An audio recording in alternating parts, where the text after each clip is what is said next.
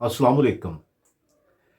Family matters में आज हम बात करने जा रहे हैं सालसी कौंसल के किरदार पर, यानी जो आर्बिट्रेशन कौंसल होती है किसी यूनियन कौंसल में, उसका क्या किरदार होता है। और वो किस तरह से दोनों पार्टीज़ यानी ख़ातून की तरफ से भी और मर्द की तरफ से वो किस तरह से अपना रोल प्ले करती है। तो इसको समझने से पहले हमें ये जानना ज़रूरी है कि हर आर्बिट्रेशन कौंसल वो जो कॉन्स्टिट्यूट होती है वो यूनियन काउंसिल की सुपरविजन में कॉन्स्टिट्यूट होती है। यानी जो चेयरमैन यूनियन काउंसिल होता है वो आर्बिट्रेशन काउंसिल सालसी काउंसिल का भी वो चेयरमैन होता है। सालसी काउंसिल का चेयरमैन और साथ में एक एक नुमाइंदा दोनों पार्टीज का मिल करके ये एक आर्बिट्रेशन काउंसिल यानी सालसी काउंसिल तश्कील देते हैं। और फिर जो भी मामला होता है उसको डिस्कस किया जाता है। अगर कोई मुसालहत के चांसेस हों, दोनों पार्टीज़ बैठ कर के आपस में बात करती हैं, ख़ातून की तरफ से भी, मर्द की तरफ से भी।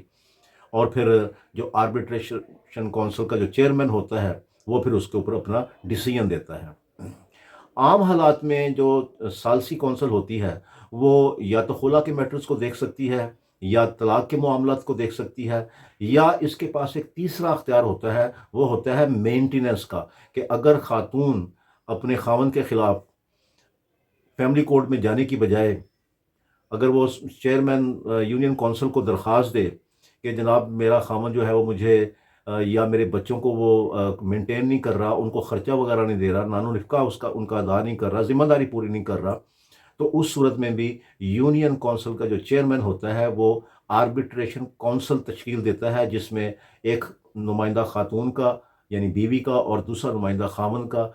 और ये दोनों जो नुमाइंदे हैं मिल कर के चेयरमैन सालसी कौंसिल के साथ एक बॉडी तश्कील देते हैं जिसे आर्बिट्रेशन कौंसिल कहते हैं। दोनों पार्टीज़ मिल कर के उसमें बैठती हैं, मामला तय करते हैं। और फिर उसके बाद जो चेयरमैन सालसी कौंसिल होता है, जो सालस होता है असल में, जो दोनों पार्टीज़ को सुनता है और अपना सालसी का किरदार अदा करता है, सालस का किरदार अदा करता है, वो फिर दोनों पार्टीज़ को सुन करके वो फिर मेंटेनेंस के केसेस में वो एक हुक्म जारी करता है कि ठीक है जी, खामन जो है वो अपनी बीवी को या एक से ज़्यादा बीवियाँ हैं तो सबको, और इसके अलावा अगर अगर उनके बच्चे हैं तो उनको भी वो इतने महीने के जो इतने हज़ार या जो भी वो तय करे, वो अपनी बीवी को और बच्चों को वो खर्चा जो है वो मुकर्रर करता है चेयरमैन सालसी कौंसल। इसके अलावा जो मामलात उसके पास आते हैं खुला की डिग्री की सूरत में, जो खातून ने फैमिली कोर्ट से डिग्री हासिल की होती है, तो उसमें भी खातून की तरफ से एक नुमाइंदा मुकर्रर किया जाता है, एक मर्द की तरफ से, खामन की तरफ से नुमाइंदा, एक रिप्रेजेंटेटिव मुकर्रर किया जाता है। और जो चेयरमैन सालसी कौंसिल होता है वो दोनों पार्टीज़ को बिठा कर के कोशिश ये करते हैं कि ये जो खुला की डिग्री खातून लेकर के आई हैं, इनमें दोनों में, मियाँ बीवी में कोई सुलह का कोई मामला किया जाए।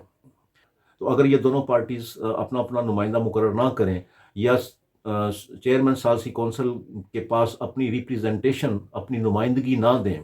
तो फिर यही समझा जाता है कि खातून जो है वो सुलह नहीं करना चाहती। अगरचे उनको नोटिस दिया जाता है, दोनों पार्टीज़ को नोटिस दिया जाता है कि वो चेयरमैन सालसी कौंसिल के पास वहाँ पे मौजूद हों, वहाँ पे जो भी तारीख वो मुकर्रर करता है वो उस तारीख पे आएँ वो। अगर वो नहीं आते या वो रिप्रेजेंटेटिव मुकर्रर नहीं करते, तो फिर यही समझा जाता है कि खातून जो है वो खुला का जो डिग्री लेकर के आई हैं वो उसमें खुला का सर्टिफिकेट लेना चाहती हैं। तो ये जो 90 डेज़ का पीरियड है, 90 दिन का पीरियड, फिर इस तरह से जो चेयरमैन सालसी कौंसिल होता है वो दोनों पार्टीज़ को इन 3 महीनों में नोटिस वगैरह दे कर के कोशिश ये करता है कि दोनों पार्टीज़ आएँ, बैठें, आपस में मामला तय करें, सुलह का कोई चांस बनता है तो सुलह करें, अदरवाइज़ वो 90 डेज़ के बाद फिर यही समझा जाता है कि खातून जो है वो सुलह नहीं करना चाहती, तो इस तरह से उनको 90 डेज़ के बाद, 90 दिन के बाद उनको खुला का सर्टिफिकेट जारी कर दिया जाता है। इसी तरह अगर कोई मामला तलाक का हो तो तलाक के लिए ज़ाहिर है एक मर्द को अदालत में तो नहीं जाना पड़ता तलाक देने के लिए। उसने वो तलाक जो है वो एक एक उसकी कॉपी एक खातून को भेजनी होती है, अपनी बीवी को भेजनी होती है, और एक कॉपी उसने जो चेयरमैन सालसी कौंसिल होता है, यूनियन कौंसिल जहाँ पे खातून रह रही होती हैं, उसको भेजनी होती है। और फिर वो जो चेयरमैन यूनियन कौंसिल होता है वो कॉन्स्टिट्यूट करता है, तश्कील देता है एक बॉडी یعنی ایک چیئرمین آربیٹریشن کونسل بنتا ہے، ثالثی کونسل کا چیئرمین مقرر کیا جاتا ہے، پھر وہ دونوں پارٹیز کو بلاتے ہیں کہ وہ ان پرسن آ جائیں، یا اگر وہ چاہیں تو اپنے نمائندے اپنے ریپریزنٹیٹیو جو ہیں وہ ان کے پاس جو ہے وہ بھیجیں، تاکہ اگر کوئی چانس ہے طلاق کی صورت میں صلح کا تو وہ بھی کیا جا سکے۔ تو یہ پھر یہ بھی 90 ڈیز کا عرصہ ہوتا ہے، اس میں بھی کوشش کی جاتی ہے کہ دونوں فریقین میں، میاں بیوی میں صلح ہو جائے۔ یہ ثالثی کونسل کا اصل میں یہ کردار ہوتا ہے۔ تو اس طرح سے خلا کے میٹرز میں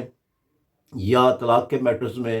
90 ڈیز تک کوشش کی جاتی ہے کہ دونوں میاں بیوی میں صلح ہو جائے۔ اگر نہیں ہوتی تو پھر وہ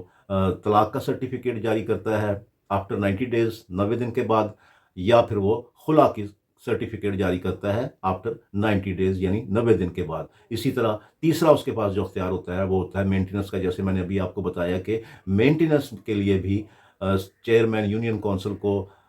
خاتون کی طرف سے ایک درخواست دی جا سکتی ہے کہ جناب میرا خامن جو ہے وہ مجھے مینٹین نہیں کر رہا، میرے بچوں کو مینٹین نہیں کر رہا، لہٰذا پھر اس پہ بھی ایک آربیٹریشن کونسل تشکیل پاتی ہے، دونوں پارٹیز کے نمائندے آتے ہیں، اور بالآخر جو ہے وہ یہ طے کیا جاتا ہے کہ ٹھیک ہے جی، خامد اپنی بیوی کو یا بچوں کو اتنا خرچہ جو ہے مہینے کا وہ دے۔ تو اصل میں ثالثی کونسل صرف ان 3 معاملات میں اپنا کردار ادا کرتی ہے۔ تو امید ہے کہ آپ کو چیئرمین ثالثی کونسل یا جو ثالثی کونسل ہوتی ہے اس کا کیا کردار ہوتا ہے، اس کا تھوڑا آپ کو آگہی ہو گئی ہوگی، تھوڑا آپ کی جانکاری ہوگی، آپ کے علم میں اضافہ ہوا ہوگا کہ